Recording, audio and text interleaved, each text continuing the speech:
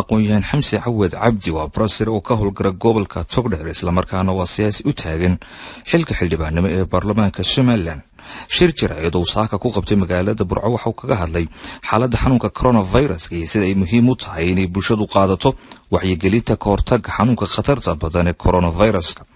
aqoon-yahanku waxa uu talo ku soo jeediyay in guddida COVID-19 ku qaataan tallaabooyin wax ku ool ah si looga guuleysto xanuunka safmarka ee coronavirus-ka iyo in lala yimaado isla xisaabtan buuxa si loola socdo waxa qabsoomay iyo wixii qabiyoobay.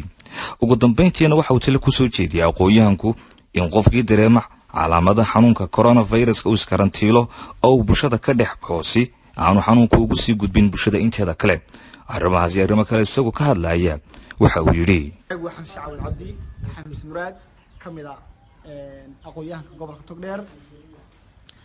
maanta haddaan ka hadlo in yar oo xanuunkan dunida aafeeyey ee coronavirus ama COVID-19 waxaad moodaa gobolka togdheer inuu aad iyo aad u liito wacyigelintiisu. xaaladda wacyigelinta gobolka togdheer inay aad u liidato runtii moodaa. bulsha marka la eegayana waxaa laga eegaa systemka wacyigelinta wasaaradda caafimaadka marka xanuunada noocaas yimaadaan gaar ahaan guddida COVID-19 maxaa la qabtay maxaa qabsoomay waxaa loo baahnaa in dib eegis waxyaalaha lagu sameeyo. waxaantii waxaad moodaa guddida haddii xagga wacyigelinta tahay hadday tahay xagga waxyaalaha laga qabtay gobolka bal iminka maxaa gobolka togdheer laga qabtay? ambalaaskii shacab baa u iibiyey, mashiinkii PCR-ska weli lama keenin, maxaa lama dhisin dadka lagu karantiimo, cusbitaalkii gobolka togdheer unbaa lagu geenaya. that means kuwii xanuunsanaya xanuunada caadiga qabay iyo kuwii maxaa la yidhahdaa COVID-19 qabay wixii baa isdheeg fadhiya.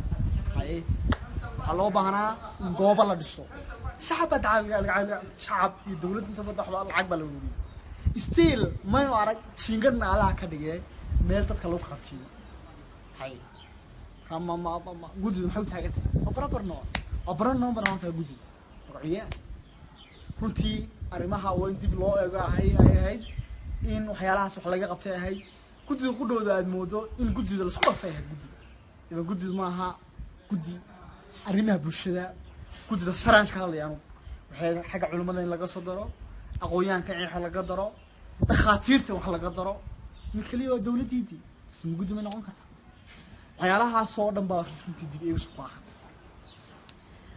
marka wax la qabto waa review ayaa la wixii dib eegis lagu sameeyo ama M&E wixii dib eegis lagu sameeyo. laakiinse maxaa qabsoomay still lama oran. waana waxyaalaha dadku ku dareystaan. guddi madaxweynuhu shaqeynayaa laakiinse guddida weyn dib eegis lagu sameeyaa. weyn guddida lala xisaabtamaa waxay bulshada u qabatay. gobolka togdheer maxaa loo qabtay gaar ahaan? maalin quramaynu arag gobolada guddida COVID-19 oo wacyigelin maraya ay dalku ma hargeysaa. waxyaalahaas oo dib eegis u baahan yihiin in review lagu sameeyo u baahan yihiin in dib eegis lagu sameeyo u baahan yihiin. shacabka togdheer waxaan u soo jeedinayaa xanuunkan waa xanuun dilaaya. Allah subxaanahu wa ta'aala waxa ka baranaa inuu naga qabto ilaahay subxaanahu wa ta'aala ka baranaa inuu naga hayo. laakiin sida waxaan u baahanahay dadaalkeedii inaguna dadaalno baynu baahanahay. oo qofku hadduu xanuunkii qabo oo aan bulshada dhex iman oo bulshada gaar iska karantiimeeyo ayaa loo baahan yahay. laakiinse waxaanu leenahay dadkeenu qaar macaan qabaa, qaar dhikir qabaa, qaar xanuuno kale qabaa. marka hadday bulshadii aad ilaali weydo bulshadaadii inaga walba 3.5 milyan ahayd mayna ogoda hadday tiro badan naga dhimato. waa saas waa maya.